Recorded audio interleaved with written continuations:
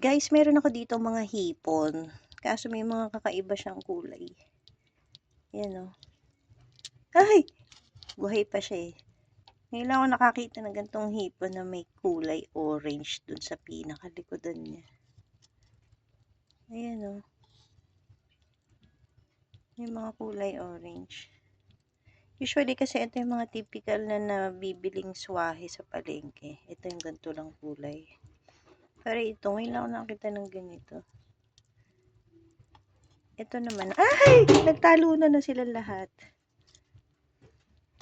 Ito, nakakita naman na ako dito. Ayan, may mga color yellow and blue. Kaso, hindi ko rin alam kung anong tawag sa ganitong klaseng hipon. Ayan, hindi naman to swahe. Pero ito, hindi ko rin alam. But may orange siya. Comment na lang kayo guys kung anong tawag sa ganyang hipon na may kulay na yan.